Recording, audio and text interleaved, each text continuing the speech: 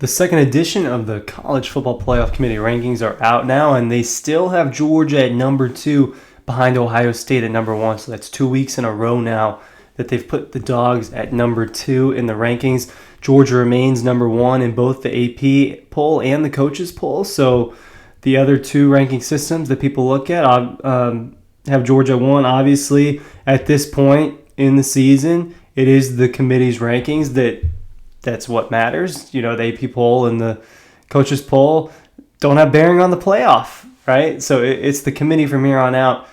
Do they have it right with Georgia at 2? And I want to, I have my opinion on that. I also want to get into kind of how I changed my mind about how I feel about the rankings. I changed my mind a little bit, and I said that they don't matter too much. I think they matter a little bit more than I originally said maybe on here a week ago. But same top 6 as the week prior. And they've got Texas at 7, Bama at 8, Oregon at 9, Texas at 7, Bama at 8, Ole Miss at 9. Had the O right. That was about it. And then number 10, Penn State. So that rounds it out. Just to clarify again, if you haven't seen it, right now, 1 Ohio State, 2 Georgia, 3 Michigan, 4 Florida State, 5 Washington, 6 Oregon, 7 Texas, 8 Bama, 9 Ole Miss, 10 Penn State. Those are the current College Football Playoff Committee rankings if you haven't seen it quite yet. And so Georgia is going to be playing a top 10 team this week. Beat number 12, Missouri last week. Beat number 20, Kentucky a few weeks ago. Beat number 26, all right, if you want to play that game. Beat number 26, Florida, a couple of weeks ago. So Georgia now, and look, Tennessee's ranked number 13 in the current rankings as well.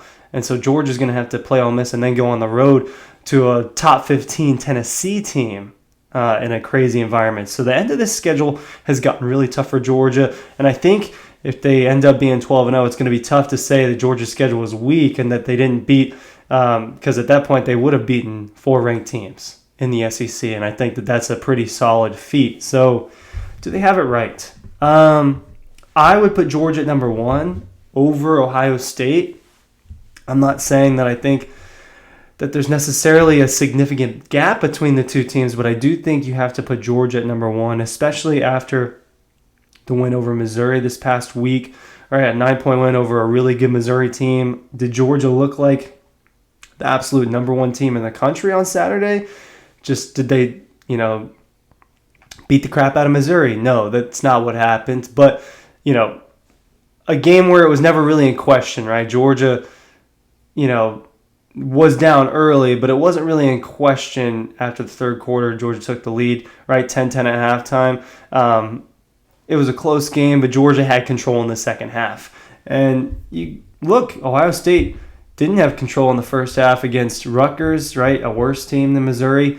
And then they pull away and win 35-16. You can pick apart all these games for all these teams, and there's been games this year where Georgia doesn't look invincible, and that's been the case, I think, more times for Ohio State, and especially since I think Ohio State's schedule just through and through is not as tough as Georgia's, so I don't think you can cut the Buckeyes quite as much slack, but the committee seems to think so, and I think when you've got that win over number 9 Notre Dame, which doesn't look as hot anymore, and then that win over Penn State, those are both top 10 wins. That's why the committee has Ohio State at number 1. And I do think that the rankings are inconsistent. Ryan Curley from Dawg posts, hey, make sure you're signing up for our free insider newsletter. Be a 5-star Georgia fan and sign up for that with the link down below. It's free. All you got to do is type your email in, and then you've got stories, free stories, insider stories, premium stories, all in your inbox every single day. We've got that too, because you can't do it. You can't get all your information from on here. You just can't. We can't say every single word. All right. So I kind of set my pace with I think Georgia should be number 1. Let's go with why do I think it's important, and then let's break down kind of the rest of the rankings. Why I think it's important? Look, there's no guarantee Georgia's going to end up undefeated, right? 13-0 heading into the playoff. There's no guarantee. And you want the committee to view you as high as possible in case a loss does happen. In case that loss happens here in the next 2 weeks, or if that loss happens in the SEC championship game against likely Alabama. These things are possible, and you want to be viewed as highly in the highest regards as possible, in case when spots 3 and 4 are getting decided upon, who's got the best bet to get in as a one loss, because there are going to be more than one loss team, I'm guessing, that's going to be fighting for a playoff spot. And if that scenario happens and Georgia has a loss, you want the committee to view them as highly as possible. So right now, the committee doesn't think Georgia's the best team in the country, and most people do. Kirk Herbstreit was on the weekly ranking show that they were doing, and he had Ohio State at his number 3. He had Georgia 1, Michigan 2, and Ohio State as number 3. For the people that think he might, not be unbiased, that's the case for Kirk Herbstreit. Many of the experts around the country, I saw a Watson with Ben a graphic with Ben Watson, a couple of days ago about how he far and away has Georgia as the number 1 team. There are different people throughout the country. I think that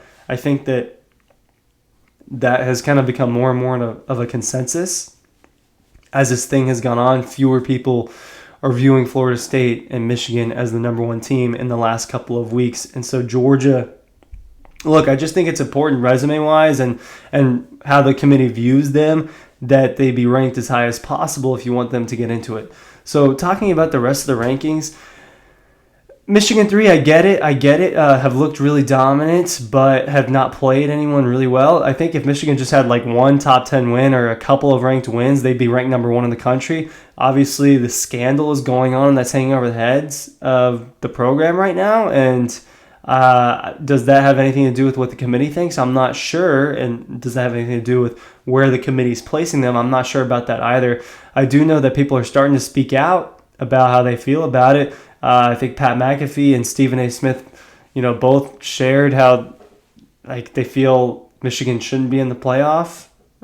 So I don't know if there's some sort of punishment that happens, if there is some sort of evidence that comes out and this is finalized and they say, yep, Michigan did all this wrong before the playoffs start, and they get into it.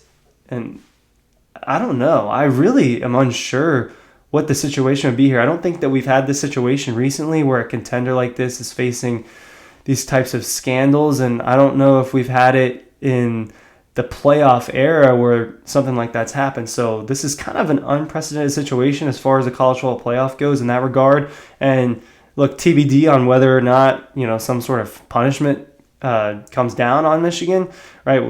That's still a situation that's being unraveled.